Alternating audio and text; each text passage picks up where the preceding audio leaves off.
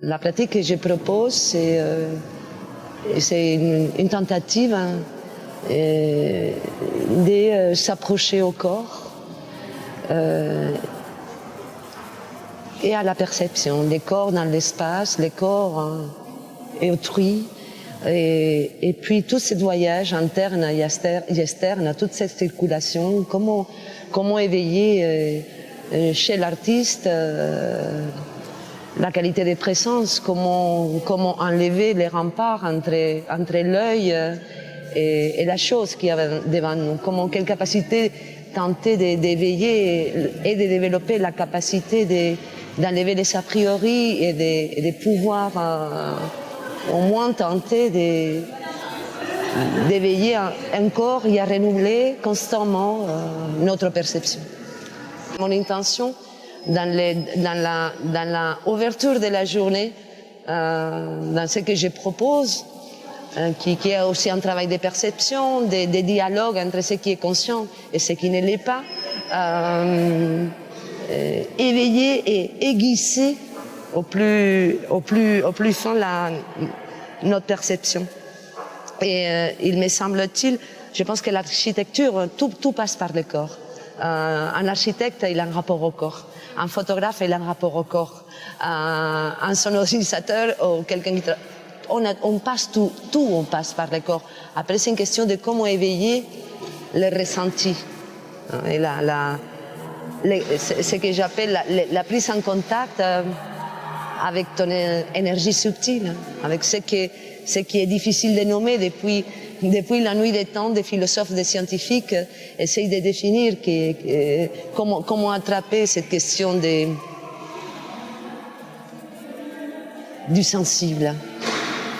Et ça, il me semble-t-il que ça commence dans cette semaine, ça a commencé vraiment à ouvrir, à traverser aussi. C'est qu'un début. Et les effets, je pense que parfois, c'est pas maintenant, c'est dans l'immédiateté, parfois ça vient plus tard, mais ce qui m'intéresse aussi, c'est de donner des outils. Donner des outils pour que les personnes puissent les pratiquer. C'est dans le quotidien. Je veux dire, on peut comprendre d'une manière conceptuelle, on va dire la méditation conceptuellement, mais il faut la traverser. La traverser, c'est au quotidien. Ce qui me semble, en tant qu'artiste, l'importance, à un moment donné, de pouvoir suspendre le temps.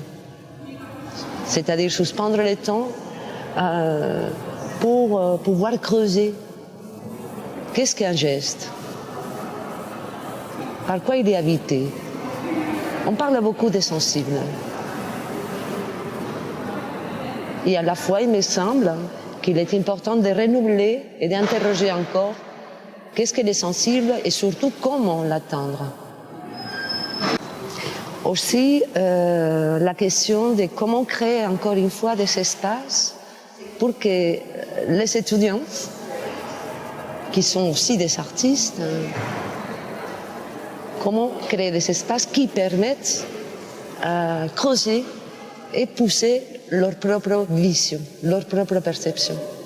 Et voilà, et de l'expérience qu'on a eue durant toute cette semaine, il me semble important de creuser cette question, de penser vraiment, parce que c'est des générations qui sont là déjà, mais aussi les générations qui vont venir après nous.